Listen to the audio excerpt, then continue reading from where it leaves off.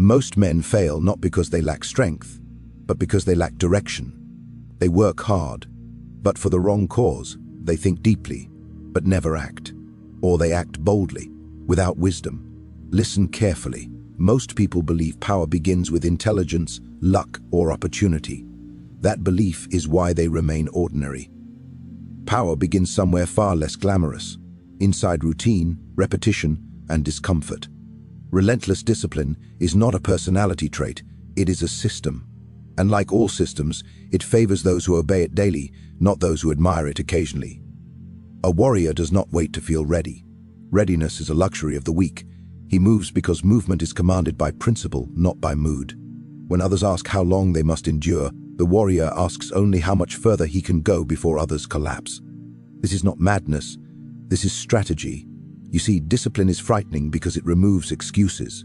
Once you accept that effort is non-negotiable, you strip yourself of the comfort of delay. No one can save you, no one can replace your work. And that realization, if accepted fully, creates a dangerous individual. Most men fail not because they are incapable, but because they negotiate with themselves. They bargain with fatigue, they seek permission from comfort. They look for motivation like beggars in the street. A warrior does none of this. He understands that motivation is unreliable, but discipline is loyal. Discipline appears every day, regardless of weather, mood, or outcome. Understand this clearly. The world does not reward intensity. It rewards endurance. Anyone can work hard for a week. Anyone can perform when watched. The warrior is revealed in solitude, when effort goes unseen and unrewarded. That is where dominance is built. Relentless discipline means doing the work when the result is uncertain. It means repeating the same action long after excitement has died.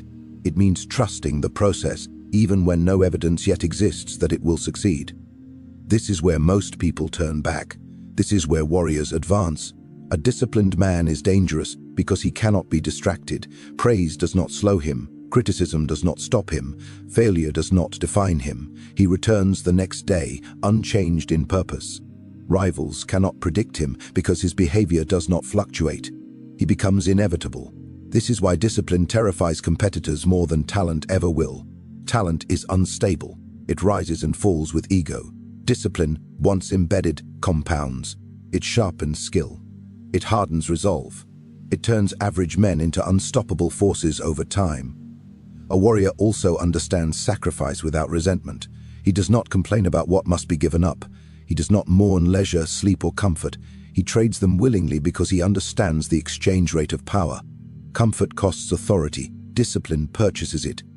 Look around. You will see many who dream loudly and work quietly, or not at all. Their ambitions rot because they lack structure. A warrior builds structure first. He creates strict hours, controlled habits, and unbreakable routines. Freedom is earned later. Control comes first. Relentless discipline is not self-punishment. It is self-command. There is a difference.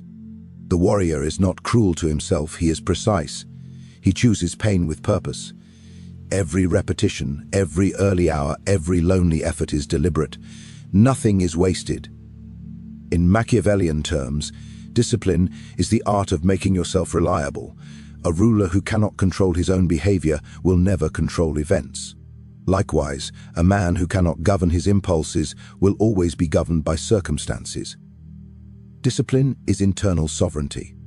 Notice how disciplined individuals change the atmosphere of a room. They speak less, they act more, they do not seek validation because their confidence is operational, not emotional. Their presence unsettles others because it exposes weakness without saying a word. Relentless discipline also teaches patience with results. The warrior does not rush reward. He knows early celebration invites failure. He builds quietly, strengthens silently, and advances without announcement. By the time others notice, it is already too late to compete. This is the hidden advantage of discipline. It delays gratification long enough for true power to form. While others chase immediate pleasure, the warrior invests in future dominance. He understands that time favors the prepared, not the hopeful. And so the first law is clear. Before philosophy, before strategy, before victory, there is work. Not inspired work, not emotional work, but relentless, disciplined effort carried out without excuse, without applause, and without negotiation. Listen closely, because this is where most warriors fail. They work relentlessly, yet remain predictable. They move with force, yet lack control. Their effort is visible, but their results are fragile. Why? Because without strategic detachment, discipline turns into blind labor and strength becomes a liability. Strategic detachment is the philosopher's weapon. It is the ability to step outside emotion without losing ambition, to observe without freezing, to calculate without hesitation. This is not coldness for its own sake. This is clarity. Most people live trapped inside their reactions. Insults provoke them, praise intoxicates them, fear paralyzes them, hope distracts them. The philosopher watches all of this from a distance. He does not deny emotion, he refuses to be ruled by it. This single difference separates those who survive events from those who shape them. In Machiavellian thought, the greatest mistake a man can make is to reveal his inner state. Emotion leaks information. Anger exposes weakness. Desperation invites manipulation. Excitement clouds judgment. Strategic detachment seals the mind. The philosopher understands that life is not a moral courtroom, it is a chessboard. Pieces are not moved based on how one feels about them, but based on their position and utility. Sentiment has no place in strategy. This does not make the philosopher cruel, it makes him effective. Observe how crowds behave. They rush toward noise, they chase urgency, they panic at uncertainty. The detached mind does the opposite. It slows down when others speed up. It waits when others demand action. It studies when others react. This is where advantage is created. Strategic detachment allows you to see patterns instead of moments. You stop asking why something feels unfair and start asking how it benefits or threatens you. You stop personalizing setbacks and start extracting information from them. Every event becomes data. Every interaction becomes a signal. A man who cannot detach will always be controlled by timing chosen by others. He will speak when provoked. He will act when pressured. He will retreat when frightened. He becomes reactive, and reactive men are easy to predict. The philosopher refuses this trap. He chooses when to speak. He chooses when to act. Silence becomes a tactic. Delay becomes a weapon. Not every battle deserves immediate response. Some conflicts destroy themselves if ignored. Others reveal their weakness over time. Detachment also protects ambition. Emotional men burn out because they spend energy on outrage, envy, and comparison. The philosopher conserves energy. He spends it only where it multiplies power. He understands that attention is currency, and he does not waste it on what cannot advance his position. This is why strategic detachment feels uncomfortable at first. It requires restraint when instinct demands expression. It demands patience when ego wants recognition. It requires humility to wait while others display false confidence. Yet this discomfort is temporary. Over time, detachment creates dominance. When others lose control, you gain leverage. When others overreact, you gain insight. When others reveal intentions, you remain unreadable. In Machiavellian strategy, unpredictability is protection. A man who is emotionally transparent can be managed. A man who is detached forces others to guess, and uncertainty weakens opponents faster than confrontation ever could. Understand this clearly. Strategic detachment does not mean passivity. It means choosing precision over impulse. The philosopher strikes when outcomes are favorable, not when emotions peak. He knows that timing outweighs force. This is why thinkers often outmaneuver fighters. They allow the aggressive to exhaust themselves. They let rivals expose flaws through overconfidence. Then, when the moment is optimal, they act decisively and without hesitation. The detached mind also guards against self-deception. It allows you to see your own errors without emotional defense. Pride collapses strategy. Detachment preserves it. When you can observe yourself honestly, improvement becomes inevitable. Strategic detachment turns chaos into structure, noise into signal, pressure into opportunity. It is the mental discipline that transforms effort into direction. Without it, hard work scatters. With it, every move compounds. And once you learn to stand apart from your emotions, from the crowd, from urgency itself, you begin to see the world not as it feels, but as it truly operates. Pay attention now. because this is where strength is converted into supremacy. Many possess discipline, some acquire wisdom, few understand how to apply both without destroying themselves in the process. Calculated power is the ability to act with force only when force guarantees advantage. Anything else is noise, waste, or ego. A king does not rush. Urgency is a weakness disguised as decisiveness. Those who hurry reveal fear, fear of losing relevance, fear of being outpaced, fear of being forgotten. Calculated power rejects this panic. It waits, not out of hesitation, but out of certainty. In Machiavellian thinking, power is not proven through constant action. It is proven through control of outcomes. A man who must always demonstrate strength is already insecure in it. True authority does not need repetition. It needs results. Calculated power begins with restraint. The king surveys the field before moving a single piece. He understands that every action carries cost, every victory creates enemies, every display attracts attention. Therefore, power must be exercised sparingly, like a blade kept sharp by limited use. Most people confuse activity with effectiveness.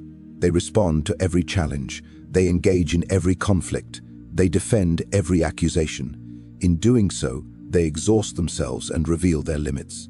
The king avoids this trap. He chooses only the battles that reshape the landscape in his favor. This selection is not emotional. It is mathematical. What strengthens position is pursued. What drains leverage is ignored. The king does not seek fairness. He seeks advantage. Morality is considered only after stability is secured. Calculated power also understands the value of silence. Silence allows others to speak, and when others speak, they reveal intentions. Impulsive men expose their plans. Emotional men leak strategy. The king listens. He gathers information while remaining unreadable. This unreadability creates fear, not the loud, dramatic kind, but the quiet uncertainty that makes rivals hesitate. When people cannot predict you, they cannot plan against you. Their hesitation becomes your advantage. In Machiavelli's world, perception is as important as force. Calculated power shapes how strength is seen.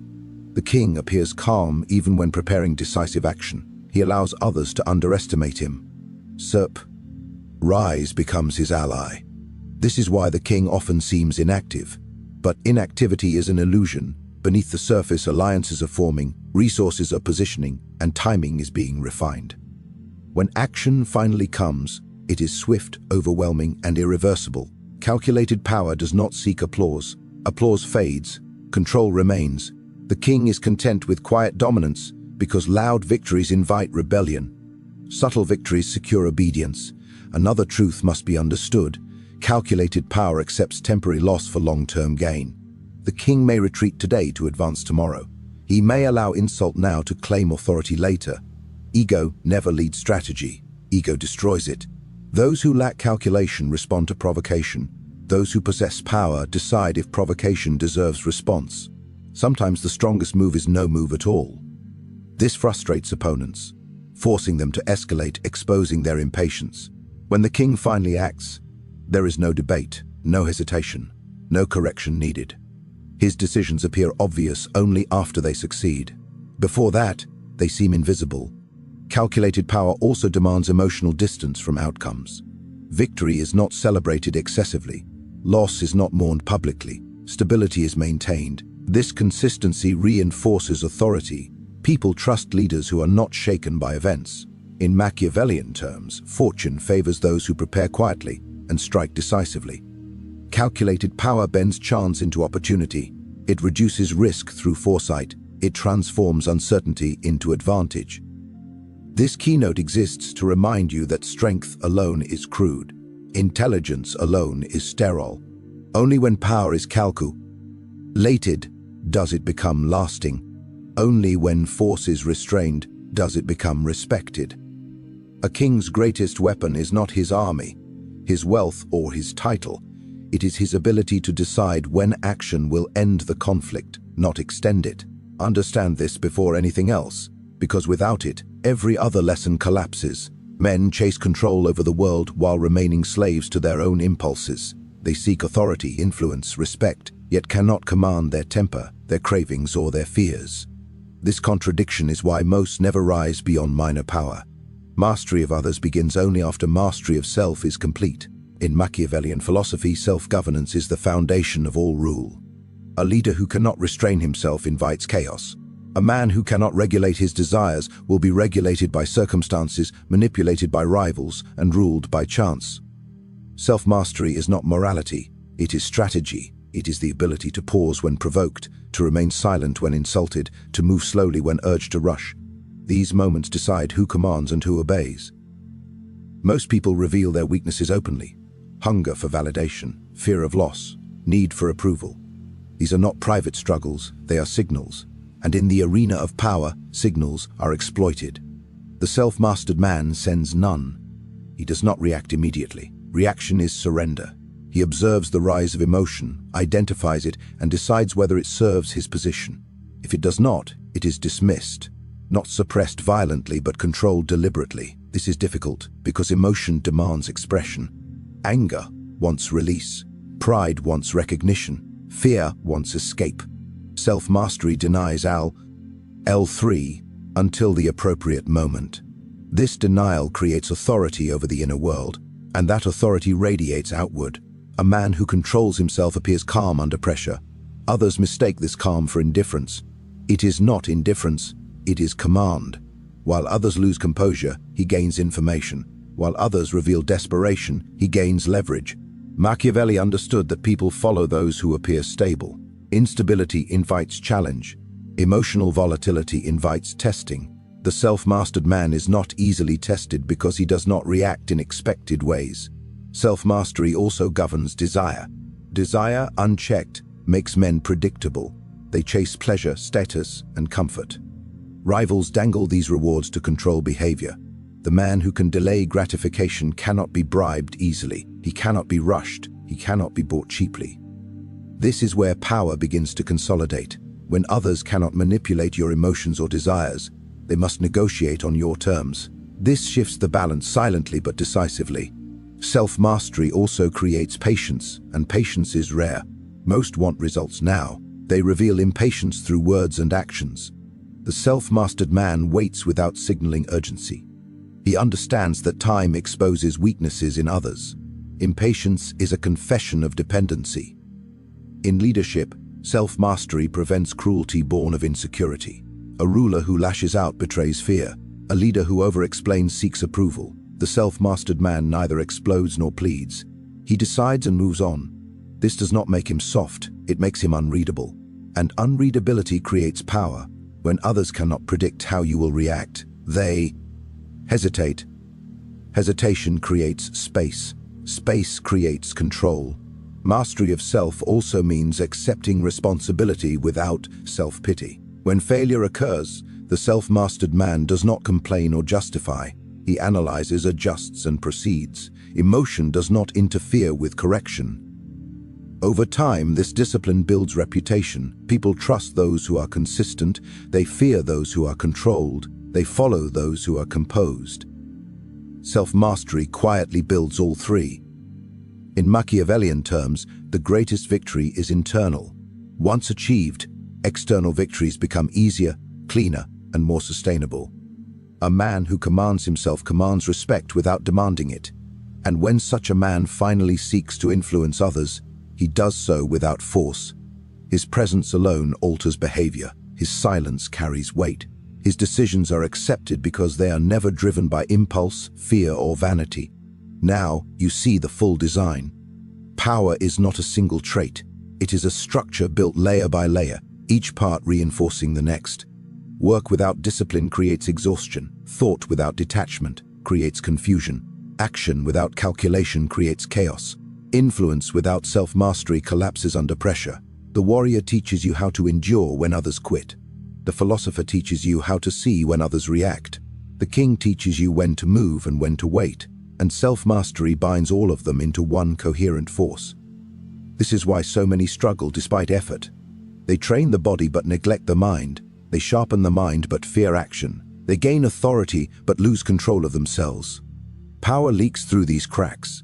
Machiavelli understood that fortune favors those who prepare their inner world before attempting to rule the outer one.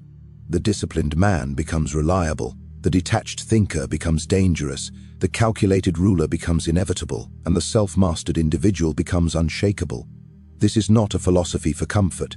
It is a framework for those who intend to rise in a world that rewards strength masked by intelligence. Those who master this structure do not chase dominance, they attract it, work relentlessly, not emotionally, think strategically, not sentimentally, act decisively, not impulsively, govern yourself fully, and others will follow without being commanded. Power does not announce itself, it reveals itself only after it has already won.